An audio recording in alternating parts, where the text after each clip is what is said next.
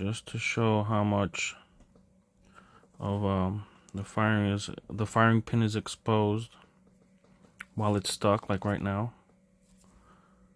Look at the upper rim of the firing pin, how much is sticking out past this area here. See how much is sticking out? And I don't know if you can even notice this gap. Oh, this is where the pin is supposed to retain the pin, the firing pin.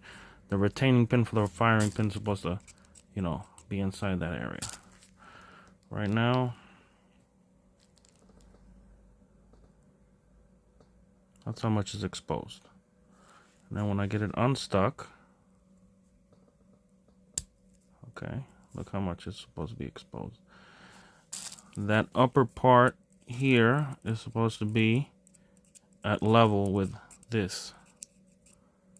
Well, that's what it looks like, right? I didn't design it, so in order for it to function like it's supposed to, that's where it's supposed to be, even. But when the bolt cycling and the firing pin gets, the hammer releases the firing pin as it's cycling back, and we have this motion here where this firing pin comes back due to the spring pushing it back. This is what happens. Look where that top of the firing pin rim is right now. It's way above this. Way above this area. You see? So this part, but on the inside of the pin, firing pin, is getting stuck here. Right now, if I can take this apart, I guarantee you're going to see where. In here, where this is basically getting stuck. The firing pin is getting stuck onto this pin, and it's causing it to get stuck, like right now. Look how much of it is sticking out.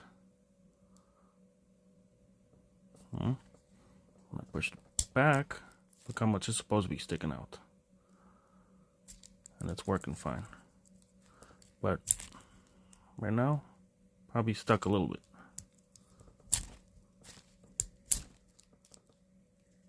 Yeah, stuck. Look how much is sticking out.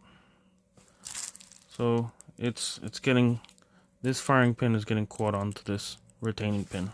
But I can't take it apart because it's all staked. Need a new bolt.